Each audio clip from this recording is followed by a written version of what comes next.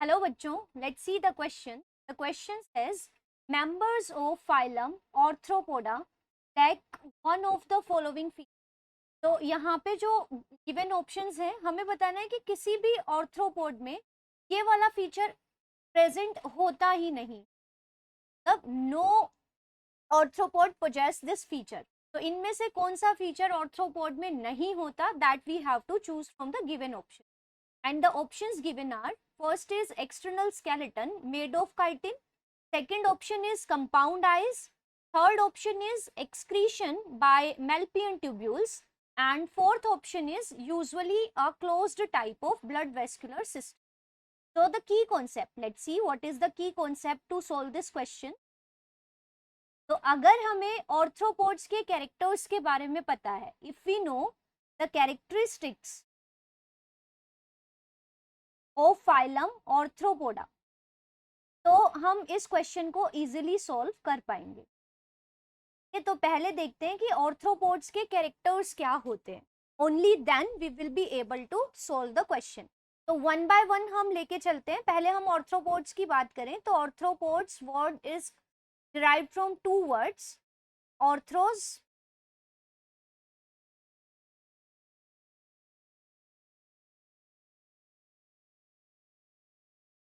ऑर्थ्रोस मतलब होता है जॉइंटेड. तो ऑर्थ्रोस वर्ड का मतलब है jointed, and the word poda it comes from the word appendages. तो arthros is for jointed and the word poda comes from the word appendages. का मतलब होता है अपेंडेजेस, मतलब बॉडी से बाहर की तरफ जो भी आउटग्रोथ्स निकलती है सच एज लेग्स, एंटीने, तो उन स्ट्रक्चर्स को हम अपेंडेजेस बोलेंगे. तो जॉइंटेड अपेंडेजेस कहने का मतलब है कि इन अपेंडेजेस में जॉइंट्स होंगे. जैसे you have ever observe the legs of insects, तो आप क्या देखते हो कि उनकी लेग्स में इस तरह से आपको जॉइंट्स नजर आते हैं. सिमिलरली उनके जो एंटीने होते हैं they also possess the joints. तो ऐसे जॉइंटेड अपेंडेजेस वाले ऑर्गेनिजम्स को हम रखते हैं फाइलम ऑर्थ्रोपोडा. तो पहला फीचर विच इज पेक्यूलियर और present in all the arthropods वो है जॉइंटेड अपेंडेजेस का होना. ठीक है. सेकंड जो अगर इसका हम लेते हैं ऑप्शन, तो वो सेकंड कैरेक्टर क्या है, स्केलेटन. इनका एक और स्पेशल फीचर है कि इनका जो स्केलेटन होता है that is present outside the body and the skeleton is non living. तो ऐसा स्केलेटन जो नॉन लिविंग है and present outside the body उसको हम बोलते हैं exoskeleton. Exoskeleton, and this exoskeleton is composed of a polysaccharide. एक कार्बोहाइड्रेट से बना होता है, कॉम्प्लेक्स पॉलीसेकेराइड है जिसका नाम है काइटिन. तो काइटिन से बना हुआ, काइटिन इज अ पॉलीसेकेराइड. तो काइटिन से बने हुए एक्सोस्केलेटन का होना that is also a character of all the arthropods. So it is a universal feature of all arthropods, universal to all arthropods. सभी arthropods में ये प्रेजेंट होता है. इसी तरह से jointed appendages भी हर arthropod में प्रेजेंट होती है. अब हम बाकी फीचर्स देखें तो थर्ड फीचर है कंपाउंड आइज. तो not all but majority of arthropods are having compound eyes. तो ये कंपाउंड आइज क्या है, आपने कभी किसी इंसेक्ट को ऑब्जर्व किया होगा तो आपने देखा होगा कि दे हैव अ ट्रायंगुलर सा हेड होता है उनका, और यहाँ पे हेड रीजन में आपको बड़ी बड़ी आइज दिखेगी, ब्लैकिश ब्लैकिश. तो ये इनकी कंपाउंड आइज है. कंपाउंड आइज क्या होती है, ऐसी eyes which is composed of many visual unit. जैसे हम अपनी सिंपल आइज की बात करें so each I has a single lens, लेकिन कंपाउंड आइज में बहुत सारे लेंसेज, और इन लेंसेज के साथ एक इमेज फॉर्मिंग स्ट्रक्चर होगा. तो एक आई के अंदर बहुत सारी विजुअल यूनिट्स हो, मतलब एक विजुअल यूनिट एक सिंपल आई की तरह काम करेगी, वो एक इमेज फॉर्म करेगी. तो a compound I is composed of many visual units, और इन विजुअल यूनिट्स को हम कहते हैं ओमेटिडियम. और हर ओमेटिडियम एक सिंपल आई की तरह काम करता है, और इस तरह की विजुअल यूनिट्स होने से एक ही ऑब्जेक्ट की बहुत सारी इमेजेस बन जाती. तो इस तरह का विजन जिसमें एक ही ऑब्जेक्ट की कई सारी इमेजेस बनती है फ्रॉम एवरी डायरेक्शन, तो इस तरह के विजन को हम मोजाइक विजन कहते हैं। तो मोजाइक विजन ज़्यादा सेंसिटिविटी प्रोवाइड करता है, ये इनको अपने प्रेडेटर्स और प्रे को कैप्चर करने में और प्रेडेटर्स से अपने आप को प्रोटेक्ट करने में हेल्प करता है। So presence of compound eyes, it is also a feature of arthropods. It is not universal though, but ये present होता है arthropods के अंदर। अगर हम इनके सर्कुलेटरी सिस्टम की बात करें तो arthropods के अंदर जो सर्कुलेटरी सिस्टम है that is always open type. Circulatory system arthropods में होता है ओपन टाइप। ये भी यूनिवर्सल फीचर है, open type of circulatory system without any exception. इसमें होता क्या है, सर्कुलेटरी सिस्टम एक, इसमें क्या होगा, एक सर्कुलेटरी फ्लूइड होगा जिसको हम ब्लड कह सकते हैं या हीमोलिम्फ अगर वो कलरलेस है।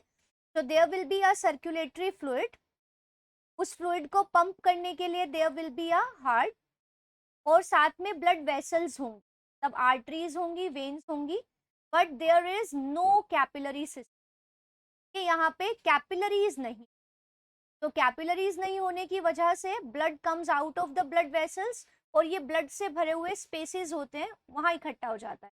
देखें इसको जनरलाइज, देखें इसका, suppose this is the heart. Heart एक ट्यूबुलर सा स्ट्रक्चर है, द हार्ट रिसीव्स ब्लड, और हार्ट तक जो ब्लड लाएंगी those blood vessels are the veins. ठीक है, अब हार्ट इस ब्लड को पंप कर देगा to the another set of vessel जिसको हम कहते हैं आर्टरीज।